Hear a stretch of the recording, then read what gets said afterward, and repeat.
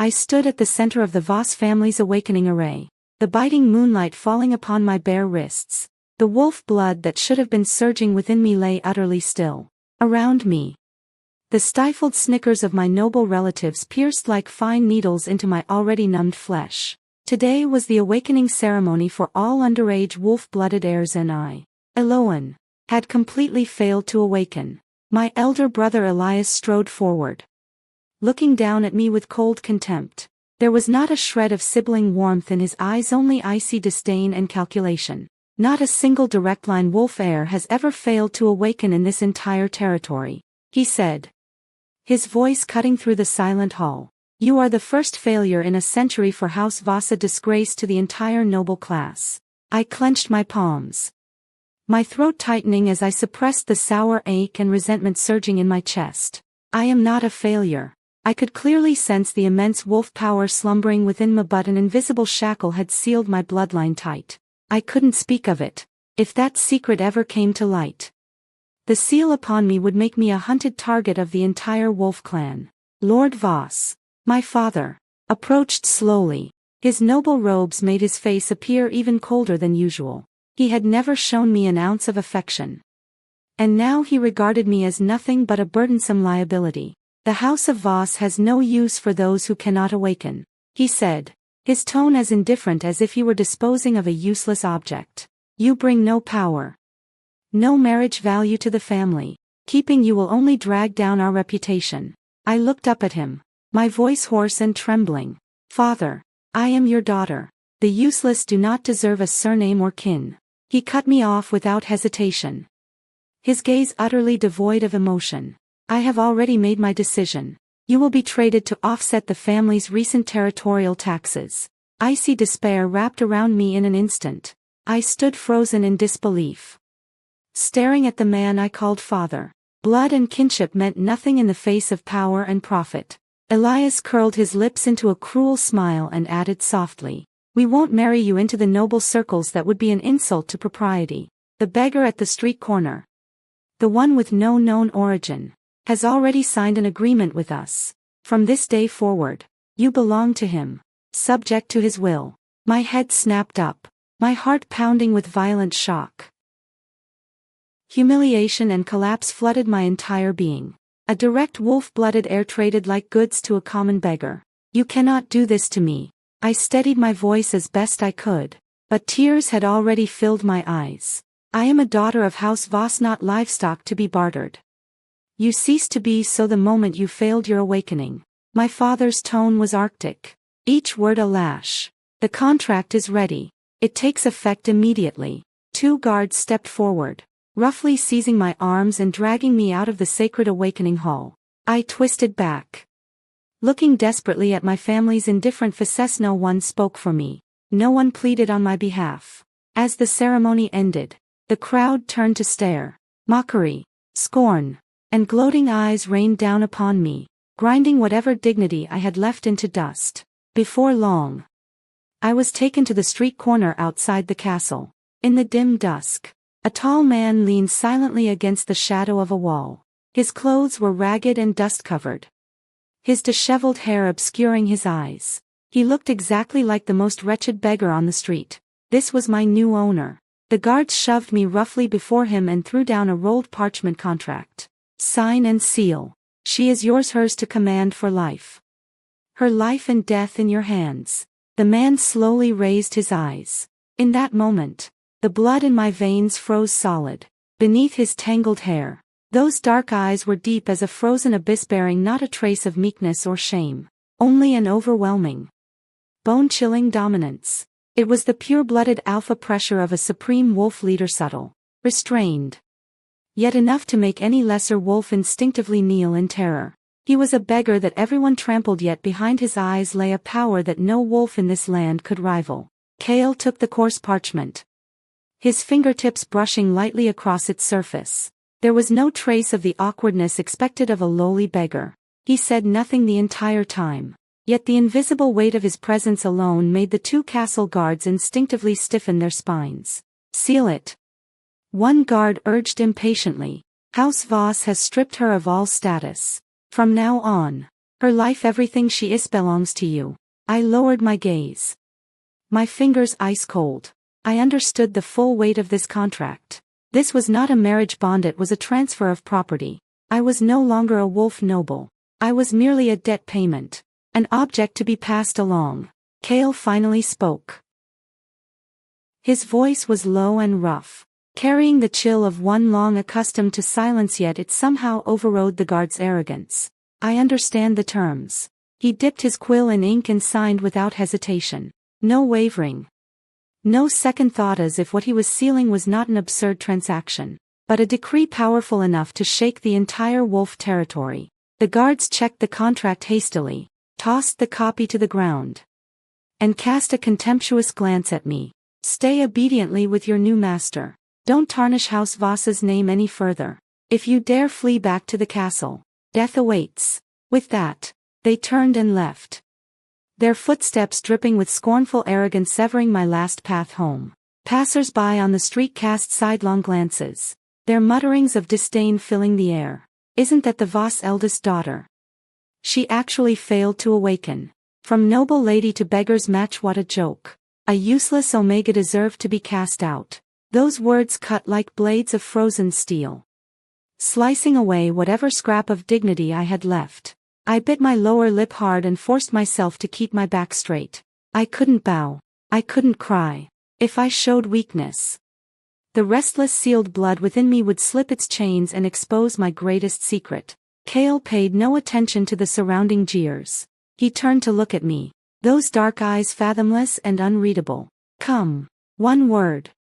Carrying the unyielding command of an alpha who did not tolerate refusal, I fell into step behind him in silence, walking away from the magnificent noble castle and into the muddy, broken streets of the slums. Within those high walls lay splendor and power.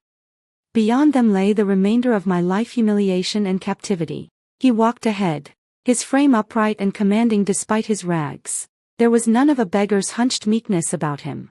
As the evening wind brushed past, I caught the faintest trace of a cold, crisp pine scent, pure and commanding, not the murky stench of the street. It was the unmistakable pheromone signature of a supreme alpha, suppressed and hidden to an almost impossible degree. We reached a dilapidated stone hut. He pushed open the creaking wooden door and stepped aside, motioning for me to enter. You will stay here tonight. I stood at the threshold, my fingers trembling slightly. Finally, I asked the question pressing down on my heart. You signed the contract. What do you intend to do with me? Enslave me? Cast me out? He lifted his gaze, holding mine, seeing through my forced composure straight into the raw, panicked depths beneath. The bond is for life. I will not drive you away. He stepped closer, his tall frame completely overshadowing me, the sheer height difference pressing down like a weight. A faint hint of high-ranking alpha pressure escaped his control, subtle but lethal. My dormant blood shuddered in instinctive submission. I stiffened, wanting to retreat, but his gaze locked me in place. He tilted his head slightly, his nose catching the faint layers of my scent, the outwardly dull, failed Omega surface. And beneath it, something else. A deeply sealed, ancient, and rare wolf blood power. There is something strange about your scent. His blunt observation cut through my carefully constructed mask. My spine went rigid, and my Omega instinctive terror overrode all reason, sending a fine tremor through my body. There is nothing strange. I denied it at once, deliberately flattening my tone into something cold, dull, and worthless, the posture of a failed, weak-blooded nobody. I am a failed awakening, thin blood, dull aura. Everyone in the territory knows this. I could not let him probe deeper. If he sensed the ancient moon-silver wolf blood sealed beneath my surface by high-level forbidden magic, I would become prey for every wolf in the land. Kale did not relent. He leaned in slightly, close enough that I could feel the coolness radiating from his skin. The suppressed alpha pressure bled out in faint strands, coiling around my limbs. You are lying, he said with quiet certainty, his voice low and sharp. A failed Omega's aura is murky and dead. Yours is clean, cold, and carries something not of lesser wolf blood. My heart plummeted. My fingers dug into my torn skirt as I fought to suppress the restless stirring of my blood. I knew too well how keen a supreme alpha's perception could see through the essence of any wolf's bloodline more sharply than anyone. And even if that were true, I lifted my chin, clinging to defiance, deliberately cold and distant. I am now your contracted property, lowly and worthless. Whatever my bloodline, it is of no benefit to you. He studied me, his dark eyes unreadable. There was no mockery, no disdain, only something I couldn't quite identify. Something close to searching curiosity. I did not buy you for your value. That answer threw me entirely off balance. I froze. All the preconceived expectations of humiliation, enslavement, and cruelty crumbling into nothing. The taut string inside me loosened for just a moment. He straightened, withdrawing his oppressive presence. His aura settled back into that of an ordinary ragged beggar. It is humble Harino castle finery. If you are hungry, there is dry oat bread in the corner. If tired, you may rest on the straw cot inside. His tone was flat, neither condescending nor charitable. The contract is just a formality. I will force nothing upon you. I stared at him, dazed. I had been steeped so long in family coldness and exploitation that this sudden leniency left me disoriented, uncertain. Late that night, a faint whimper came from outside. Unable to resist, I pushed the door open and found a small winged wolf cub huddled on the stone steps. Its wing bloodied, its breath faint and fading. It was the lowest kind of wolf creature, masterless, unnoticed, born to be ignored. Without thinking, I crouched down and carefully laid my hand over its wound, channeling the thin, unawakened warmth of my meager blood to soothe its injury.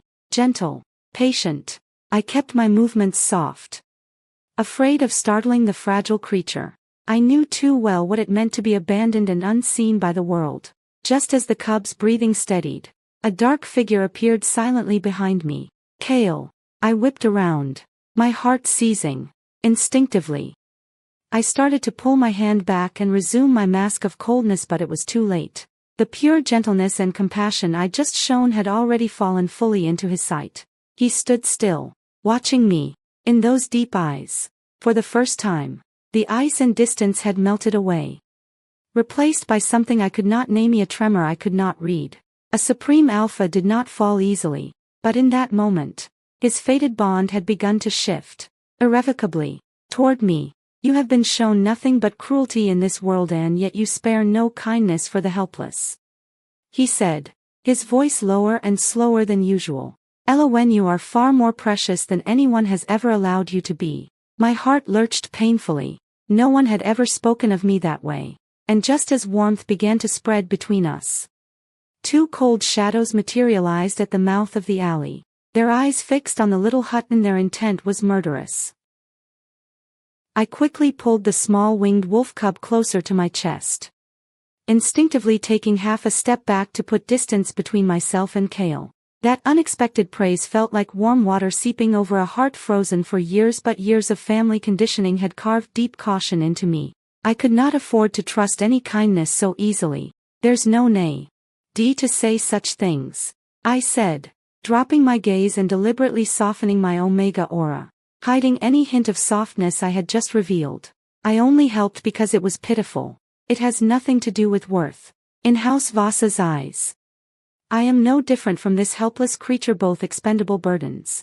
Kale stepped forward, a subtle wave of his cold pine pheromones wrapping around me without pressure, carrying a calming undercurrent.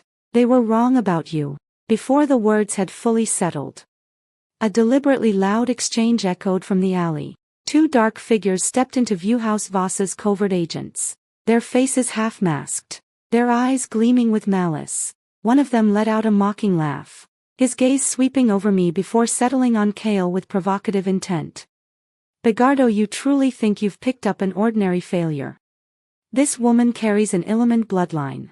The clan elders divined years ago that her very existence would destroy this entire wolf territory. Lord Voss passed her to you to offload a calamity that could wipe out the clan. The other chimed in, advancing step by step toward the hut, each word aimed at Kale's heart. Her failed awakening is merely the surface. Sealed within her is a bloodline that devours clans. If that seal breaks, every wolf around her will be consumed by her power. Our Lord sent us to warn you, execute her now, before she brings ruin upon you. My blood ran cold. My nails dug deep into my palms. They were twisting the truth, painting my rare moonsilver bloodline as a clan-destroying curse, all to force Kale to turn on me, so they could reclaim the contract and offer me to the Duke's house as a sacrificial tool for his power grab. I looked up at Kale, wanting to explain, but the words died in my throat. If I revealed the truth of the seal, the agents would kill me on the spot. Kale's aura plummeted. The gentle pheromones vanished, replaced by a piercing chill. The alpha pressure he had been holding back surged forth unchecked, bearing down on the two agents. I will decide what to believe. I do not need Voss's dogs to instruct me. His voice was cold, carrying no trace of trust. His eyes shadowed with heavy suspicion. This devouring force you speak of, is it true? My heart felt like it was being crushed in a claw.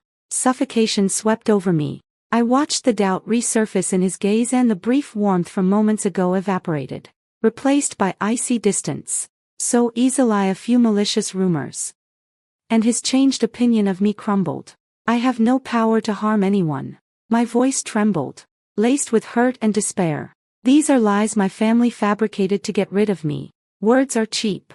Kale's gaze turned distant, all softness gone. Your aura has always been unusual for an Omega.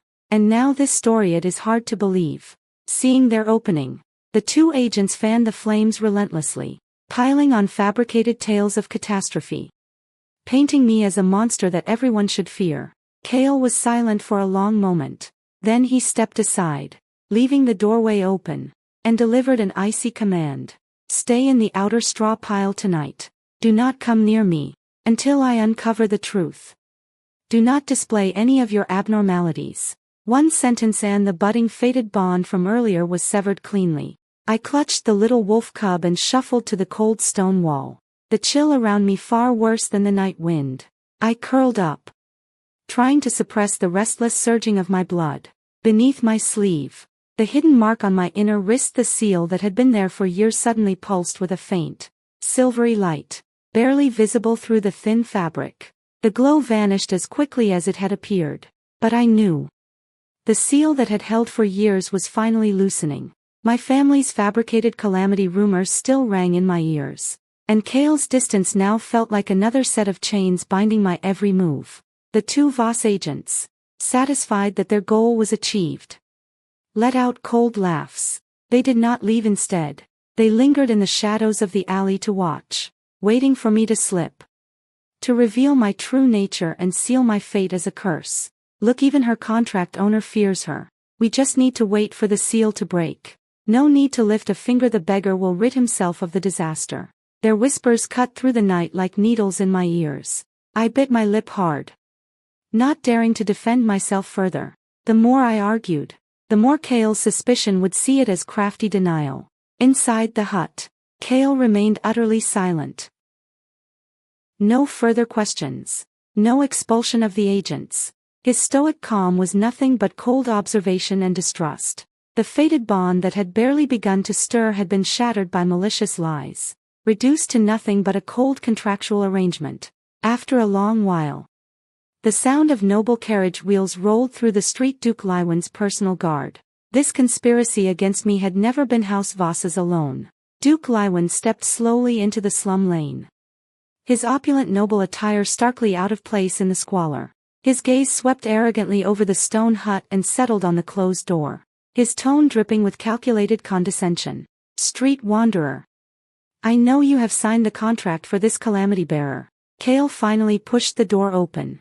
His aura was cold and still the appearance of a ragged beggar, yet every wolf guard behind the Duke tensed instinctively. The Duke visits late. What business? Kale's voice was flat, giving nothing away. Duke Lywan chuckled lightly, dropping all pretense and laying his schemes bare. House Voss has long been allied with me. They sealed their own bloodline, faked her awakening failure, and cast out their own daughter, not to rid themselves of shame, but to play a game of power. I jolted, my head snapping up, decades of confusion suddenly clicking into place. The Wolf King's throne in this territory has been vacant for some time. The Duke continued slowly, exposing the brutal truth with each word. House Voss needs a special bloodline sacrifice to activate the ancient altar to secure my rule. You, Eloan, are the offering they have been preparing for over a decade. All the coldness, abandonment, and transactions suddenly connected into a single coherent plot. I was never a family outcast, I was a carefully groomed sacrifice. Honed from childhood. The failed awakening was a lie. The shameful labels, a disguise.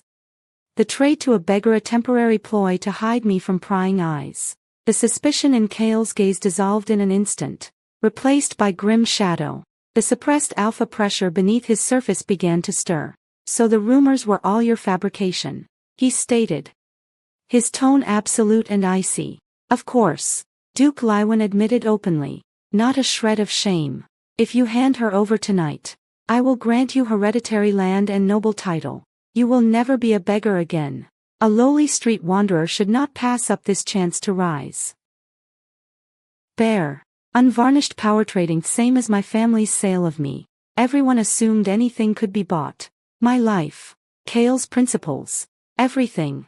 I huddled in the corner. My heart frozen. My brief taste of kindness and rescue had been staged within someone else's political scheming all along. Kale looked down at me in the corner, pitiful, thin, yet still holding her back straight, refusing to show a crack. Whatever doubt had lingered in his eyes had vanished completely, replaced by a dark surge of something that looked almost like pain and rage. Yet he did not immediately agree, nor did he openly defy the Duke. He simply stood there, as if weighing his options. Duke Lycan, mistaking his silence for temptation, pressed his advantage, extending his hand. Choose, wanderer. Keep a worthless failure or grasp the power within your reach. In that moment, I saw it clearly. At Kale's side, hidden by his tattered sleeve, a fleeting trace of dark gold royal wolf mark flickered across his fingertips. It was the supreme totem of the Wolf King, the highest emblem in all wolf territory. That dark gold mark vanished in an instant, invisible to ordinary eyes but as an omega instinctively drawn to an alpha's bloodline. I saw it with absolute clarity. My mind exploded in shock. This street beggar, this man everyone pitted and trampled, was no lowly wolf at all. He carried the most noble, the most supreme bloodline totem in the entire wolf domain. Duke Lycan noticed nothing. He still waited arrogantly for Kale's submission, certain that no beggar could refuse the lure of hereditary nobility. What's the hesitation? The Duke sneered. You've wandered starving all your life. Now a step into the noble circle lies before you. Are you really going to throw it away for a discarded, failed omega? Kale slowly lifted his eyes. The suspicion in those black depths had vanished completely, replaced by a frozen, bone-deep ruthlessness. All his earlier distance, testing, and watching had never been distrust of me. It had been him quietly investigating the noble conspiracy. You've gotten two things wrong. He stepped forward, his shabby clothes doing nothing to hide the sharp, commanding lines of his frame. The invisible alpha pressure layered upon itself, so heavy that the Duke's guards behind him found their breathing labored and limbs stiff. First, she was never a failure, never a curse. Kale's voice was low and cold, each word ringing with finality. She is a victim deliberately defamed, deliberately sealed by you power thieves. Duke Lycan's expression flickered, some of his arrogance fading. What would a lowly beggar know of the secrets of wolf bloodlines? Second, Kale continued, ignoring the interruption. Shredding the power trade completely. All the wealth and power in this world, none of it is worth even a fraction of her. I went rigid, my heart slamming against my ribs. In a life steeped in betrayal, trade, and abandonment, I never expected anyone would say such a thing for me. House Voss saw me as a sacrifice. The nobles saw me as a curse. The whole city saw me as a joke. And this stranger, the one I thought was my last bitter fatigue, valued my life above a throne. Duke Lycan's face darkened completely, murderous intent flashing in his eyes. So you're determined to protect this calamity, Baruto, make an enemy of me, and all of House Voss. None of you are worthy of being my enemy. Kale's aura exploded outward, his suppressed supreme alpha pressure detonating at full force. Several guards at the alley's mouth collapsed to their knees. their wolf blood bowing helplessly in instinctive submission. Duke Lywan's face was a mask of pure shock. He stared at the man before him in disbelief. This was no ordinary wolf's power. This was authentic Wolf King-level bloodline dominance. In his panic, the Duke's composure cracked. He raised his hand and barked the order. Kill them both. No one leaves here with this secret. Several guards surged forward with wolf force blazing toward Kale and me. I rose instinctively, shielding the tiny wolf cub behind me. The sealed moon-silver blood within me began to churn violently. The silver mark on my wrist flared bright. No longer containable. A surge of ancient, pristine power unlike any ordinary wolf's blood exploded outward. I had wanted to stay hidden, to endure. But now, to Servavito protect the helpless, I was forced to break part of the seal. A silver-white radiance swept through the entire lane. The charging guards were flung backward with a crash. Their wolf force shattered. Kale's gaze sharpened, locking onto the unique moon-silver radiance blooming around me. Finally I saw the full truth. My secret was not just that I was wrongly accused. I was the one that legend spoke of, the only moon-silver heir in 1,000 years. The one fated to form an eternal mutual mate bond with the Alpha Wolf King. And in that moment, a 1,000-year destiny locked into place. His soul had become holy, irrevocably bound to mine. The silver radiance had not yet faded when the scattered guards lay groaning on the ground, unable to rise. The ancient power of my blood had momentarily sealed their wolf cores, leaving them helpless. Duke Lywan's pupils contracted sharply. His arrogance shattered into pure terror. Decades steeped in political maneuvering told him instantly what that power meant. Moon-silver blood. The heir's bloodline. Lost for 1,000 years. He shouted. His voice cracked with disbelief. Those fools in House Voss, they sealed the most precious bloodline in all wolf territory with their own hands. They treated a heaven-given wolf king mate as a sacrifice. I stood my ground, limbs trembling slightly.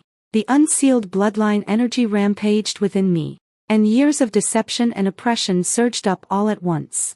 So my awakening failure was never real, I said, my voice eerily calm as all my bottled-up pain and hatred finally erupted. It was never about my weakness. You sealed my true bloodline, layer by layer. For your own greed then spread lies that I was useless, a calamity. Kale stepped to my side, shielding me silently. His alpha presence steadied the turbulent surge of my blood, keeping it from tearing me apart from within. He said nothing, but that wordless protection spoke louder than any declaration. Duke Lywan stared fixedly at me, his eyes flashing from terror to greed. No wonder the altar ritual never took shape. The sacrifice herself is a perfect match for the royal bloodline. If I offer her completely, I won't just secure my rule, I could seize the Wolf King's throne itself. Greed had driven him past fear. House Voss endured in silence for over a decade, raising you until your bloodline reached maturity, all to sacrifice you. He spat, laying the entire conspiracy bare. They cast you out, traded you away just to escape the notice of other royal houses while they hid their plans. His words tore away my last shred of illusion. My brother's cruelty, my father's coldness, the family's collective rejection. The humiliation at the ceremony, it was never because I was worthless. It was the opposite. I was so valuable that they had to destroy my life entirely, to keep me under absolute control as a tool for their power. Kale's voice dropped to a temperature that froze the very air. The pressure of his aura was so intense that the wind itself seemed to stop in the street. You dared to lay hands on my mate. With those words, he declared an irreversible fate, claiming me before all as his own. Under the sole protection of the Wolf King, Duke Lywan turned ashen, but he refused to yield. Snarling desperately, the bond is barely formed. You've hidden your identity for years, your foundations are unsteady. Would you truly go to war with the entire noble faction for one woman? I hold half the territory's military power. You have no chance of victory. Kale lowered his gaze, his fingertips brushing gently across the silver mark on my wrist.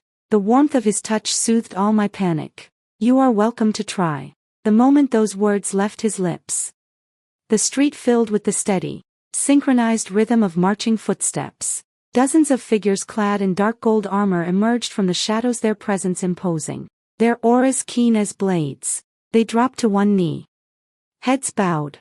The Royal Dark Guard Legion, one that had vanished from the world for years. Sworn only to the Wolf King. My pupils dilated in shock.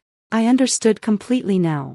He had never been a hidden wolf with weak foundations. He had simply stood back, watching these petty usurpers gnaw away at the territory in their arrogance, waiting to expose every schemer and traitor in the dark. Duke Lycan stared at the kneeling elite warriors, his legs buckling, all color drained from his face as despair consumed him. And Kale turned to me, all killing intent and iron fading from his eyes, leaving only the gentle destiny he reserved for me alone. But just as I thought all the conspiracies were unraveling, he spoke softly and delivered one final truth that overturned everything I thought I knew. Ella, when you believe this trade was your family casting you away. His gaze was deep, his words clear and deliberate. The truth is, I chose you. Myself. Many years ago. The words "I chose you myself" many years ago landed like a thunderbolt, shattering every assumption I had built. I stared at the man beside me, my heart heaving, the chaotic surge of my blood freezing still. I had believed it was all misfortune, family abandonment, a random, humiliating bargain. But from the very beginning, it had been his carefully woven destiny. Kale met my stunned gaze, his voice low and honest. All cold kingly authority stripped away, leaving only the quiet, painstaking devotion reserved for me alone. 10 years ago, when House Voss secretly performed the forbidden sealing ritual on your bloodline, I felt the call of our fated bond across bloodlines. Duke Lycan lay collapsed nearby, trembling, powerless to interrupt, forced to listen as the royal secrets unfolded. You are the only moon-silver heir in 1,000 years, the only being fated to be my eternal mutual mate. Kale's fingertips traced the fading silver mark on my wrist with infinite gentleness. I could feel your pain. You, our seal, your family's deliberate effort to erase your gift. My throat tightened. I forced out the question. If you knew all this, why did you let them torment me for 10 years? Why did you watch them shame me, throw me away, trade me? There was no accusation in my voice, only the bewildered ache of a decade's worth of hurt. Because your seal was self-layered with noble forbidden magic. No outside force could break it without destroying you. Kale answered, his reasoning precise and unflinching.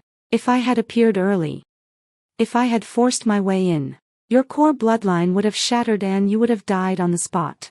I had no choice but to hide, to wait for you to endure your family's grip, to wait for the seal to weaken on its own. In an instant, everything fell into place. His coldness, his watchfulness, his tests, they had never been distrust. They were the most restrained protection imaginable. You disguised yourself as a beggar and signed that contract. It wasn't chance. I whispered. It was the only legal way to take you away. Kale nodded, his gaze unwavering. A contract at the very bottom of society. It severed House Voss's claim over you completely, freed you from their control, and stopped you from becoming their sacrifice. At that moment, Gareth, the leader of the kneeling Royal Dark Guard, reported in a low voice. Wolf King, House Voss's main force and the Duke's private soldiers are completely surrounded. All nobles involved in the sealing, defamation, and conspiracy are in custody, awaiting your judgment. Duke Lycan trembled violently, howling his last resistance. You can't kill me. I am a royally appointed duke. Overturning the noble system by force will plunge the entire territory into civil war. Kale's eyes flashed with the cold light of absolute royal authority. Collusion with foreign powers, conspiracy against the royal heir, usurpation of territorial order, misuse of forbidden magic. Every single charge warrants the execution of 9 generations. With a wave of his hand, the Dark Guard dragged the limp duke away. In moments, the political poison that had festered in the territory for years was torn out by the roots. Soon, Lord Voss and Elias were marched into the street under guard. They saw the Royal Legion, saw my still glowing moon-silver bloodline, and their faces turned to ash. My father stared at me, his voice trembling. Eloan, we didn't know you were the heir. You only knew I had value to exploit. I cut in, my voice steady and cold. A decade's worth of chill had finally settled into stone. You sold your own blood for power. This ending is what you chose. Kale stripped House Voss of all titles and territorial rights on the spot, erasing a century of noble legacy, putting an end to the absurd conspiracy and betrayal once and for all. With the storm settled, the street fell quiet once more. Kale turned to face me fully. He placed one palm over his heart, the most solemn, most reverent mate gesture of an alpha wolf king, and bowed his head. Before, I bound you with a worldly contract, to keep you safe. Today I annul that forced chain in the name of the royal bloodline. He lifted his gaze, and in his eyes was 1,000-year deep devotion. Ella, when no longer forced, no longer a possession, I offer you the entire wolf territory as your dowry, and a lifetime of honor. Will you in your true identity stand as my queen, my one eternal mate? All the suppression, despair, endurance, and hurt, all of it dissolved into the warmth of a destiny fulfilled. I nodded, tears in my eyes, and answered softly, yes, I will. The soft radiance of moon-silver blood and dark gold royal light intertwined, the mutual fated bond sealing into perfection. A decade of silent, guarded devotion at last met with a willing heart, and the wolf territory, so long steeped in conspiracy and suffering, welcomed the dawn of its strongest, most perfect dual king era.